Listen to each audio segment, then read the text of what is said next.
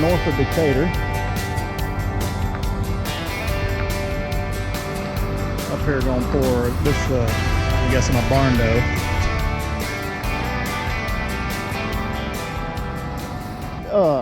Somebody comment on a previous video about showing how the remote works, and I've been thinking about the best way to do that, which is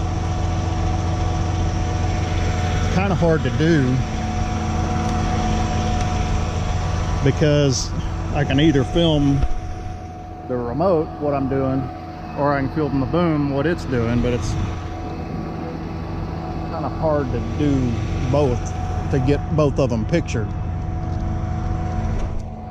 So I think what I'm gonna do is I'm gonna film going over the remote and seeing, just showing what each one does, and I'll film some of the boom, maybe go back and forth with just each section, each function. I really need my either hat cam or chest cam mount, which I don't have with me. Anyway, this is the remote, and this, I'll just kind of go over it. It's dirty, we need to clean it up, but I'll kind of go over what everything does. This is the emergency stop button.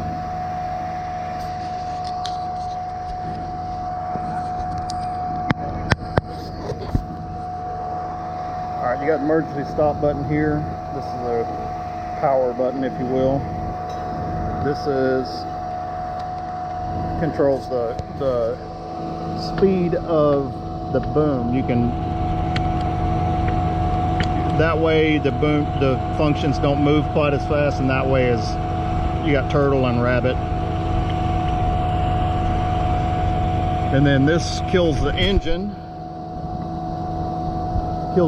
of the truck. If you're, say you're up on the, up on the top of a building pumping, where you'd have to, climb down a ladder or stairs or elevator or something, and you're up on top and you look down and there's smoke pouring out of the truck, it's, overheating, or you have some issue, you can kill the truck, you can kill the motor of the truck with that button there. This is the lockout switch. Right in the middle is neutral. You pick it up or whatever it catches, so it doesn't, you can't just accidentally flip it. But that is in boom function mode. Down is for the outrigger mode. So you put it, up, you don't want to be able to move you lock out the outrigger. So, somebody cleaning tools or one of the guys leans a shovel up against the truck or something like that, and somehow hits the buttons, you don't want them to be able to pull your outriggers in while you're pumping, while you're boomed out. But anyway, up is for the boom function, down is for outriggers. This is the boom, the remote's turned off, but this is your throttle control. You can run the throttle up or down. This is the volume control button. This controls how fast it's pumping, which you speed it up, obviously you're going to be pumping more volume. Slow it down. You can also speed up and slow down the motor, which serves part of the same function. Sometimes you can slow the motor down, speed the volume up, and it makes it smoother, or vice versa. This is forward, reverse, forward pumping, reverse pumping. This is down is the horn. Again, the remote's turned off, but down is the horn, up is to start and stop the pump. And then this is that we don't have them on our pumps, but you can get a what's called an air cuff, goes on the tip hose, and you run air to it, and this controls that. So down would be, it's off and you're pumping. say, you know, you're on the other side of the slab and you need to come to this side, you can, you know, once you stop pumping, let it drain a little bit, and then you can hit the air cuff, which just squeezes the tip hose and keep the, you know, concrete from running out on its own. You can come across the slab or do, you know, just whatever, which we don't have those on our trucks. But anyway, the joysticks are up and down of the main section. This knob is the first section and the second section. This one is the third and the fourth, with 4-section booms. This rotates the turret left and right, and this way is the first section up and down, up, down, and then you twist it for the second, up and down.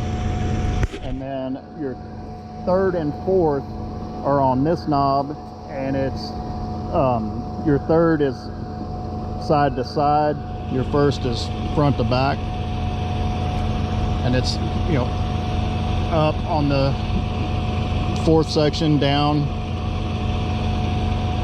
I think mine, the 40 meter is opposite on this because it's the third section goes backwards, but this one rolls under. But I had to start it up and run it to get my muscle memory. But anyway, start it up. Of course, PTO's on the truck. You pull your emergency stop, hit that, you get the light here on, and then for an instant this one comes on. If it's, say you're in boom mode, the remote won't come on until you put it in neutral. But pull your e-stop, hit the power button, that light goes out, then your remote is live. Run the RPMs up a little bit.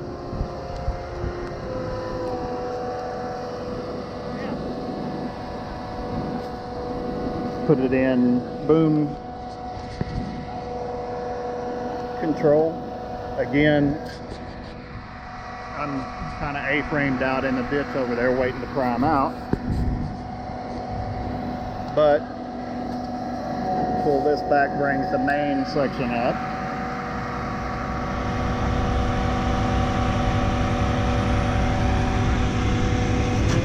Push it forward, brings it back down.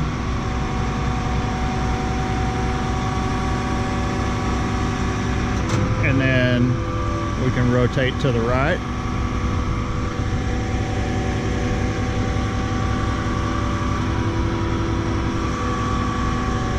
Back to the left.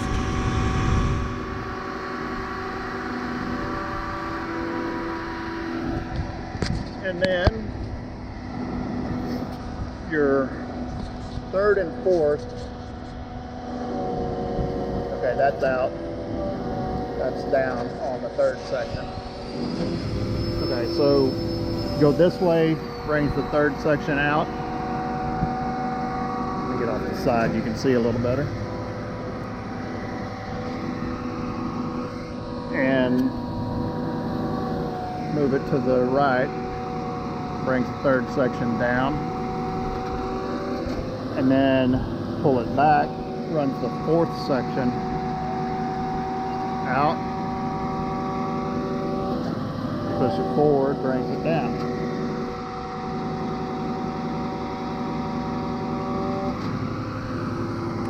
And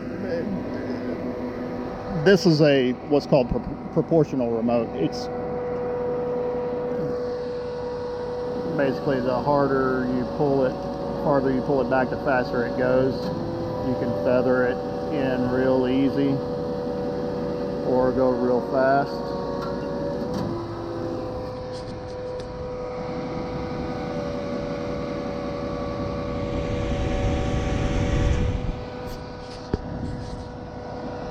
And then typically you use them in conjunction.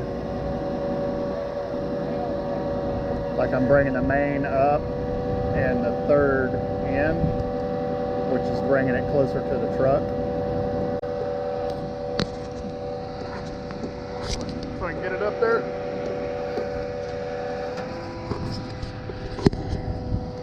Or typically you're going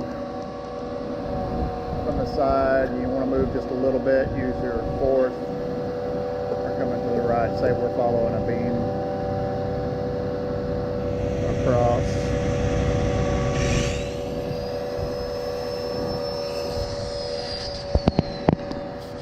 And then we want to follow, I'm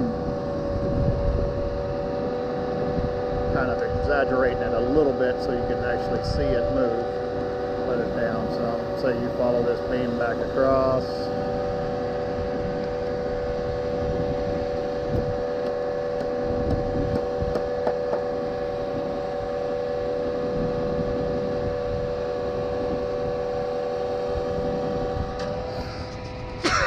Excuse me. But that's basically the gist of it. Now, as Chris will attest to, getting that to all work nice and smoothly, there's no training program for it. Easier said than done. There's no training program for it. It's just you have to do it to learn it.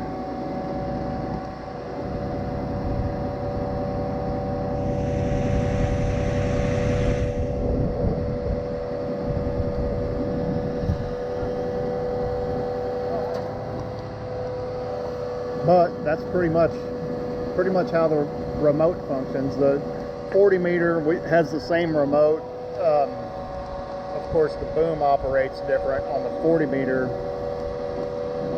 This truck's the 38 meter. It's a roll and fold boom, which I like to explain to people.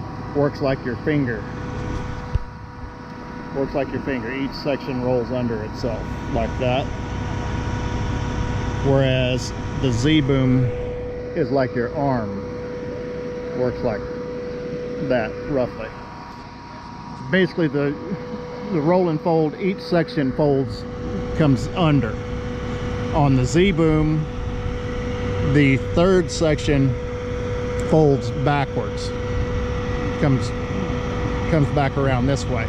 And it won't go down more than I forget what the degrees are or whatever, but it won't go down,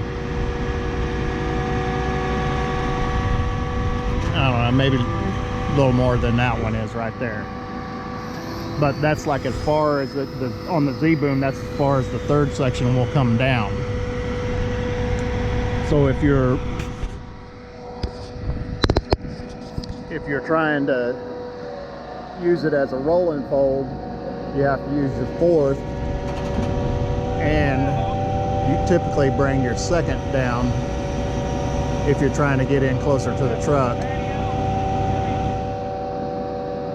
don't know if you can see or not, but basically something like this is how you have to, because your third won't come down any farther.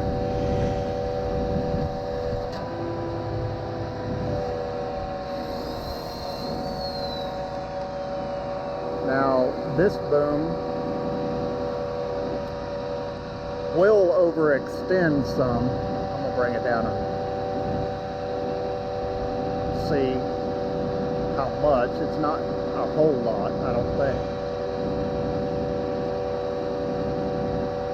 But just for some flexibility to get, under trees or stuff or whatever, this, you can see the third section is overextending there, and it will overextend. I'm going to run it all the way back just to see how far it goes. That's it right there.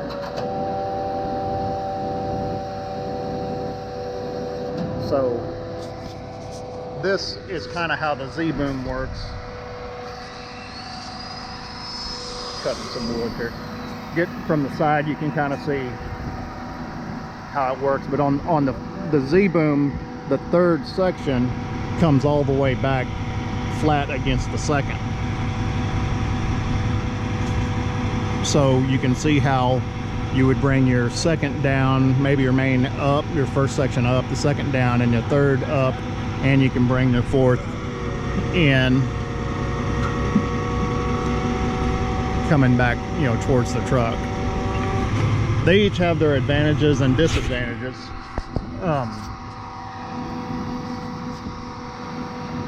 Jeff's in the 40 meter today in the Z-boom, and he's run it a few times here recently and maybe getting a little more comfortable with it.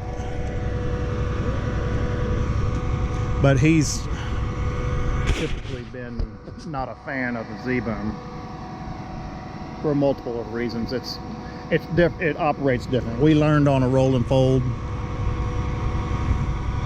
and you know, that's just what we learned on. It's like, you know, riding a bicycle. You learn how to ride a bicycle, and then they put you on a 10-speed or something different, and it's different, and you kind of have to learn all over again. But we've had a couple of Z-booms and a couple of rolling folds. To me, it's kind of 6 of one, half a dozen of the other. I can go, you know, I'll run either one. It doesn't matter to me. Jeff's accused me of not liking a rolling fold, which is not necessarily true. There are aspects about a rolling fold that are easier to operate than a Z-boom, and there's aspects about a Z-boom that are easier to operate than a rolling fold.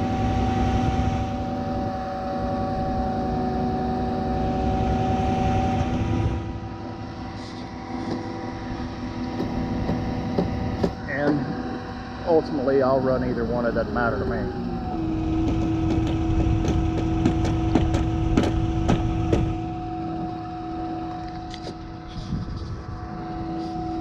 But anyway, that's the mechanics of it, of the remote, in a nutshell. And I guess I can show you. All right, we're in forward there. Say we're prime, you know, we're A-framed up, ready to go. We're not, but say we're A-framed up and we're ready to go. We start pouring mud in. You'd run your RPMs up, you know, say to full speed. Run your volume up about 7 to prime out on, and then you can honk the horn and start pumping. You get a green light up here. I don't know if you can see that or not. And then when you stop, push it forward and stop.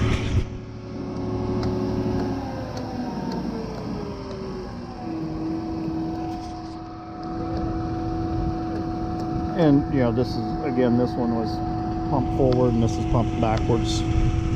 But that's it, basically. That's pretty much the mechanics of it in a nutshell. Now, learning how to do it is a whole different ball game. It, like I said, there's no class for it, there's no training. It's just, you just have to do it. We'll get back with you here in a little bit.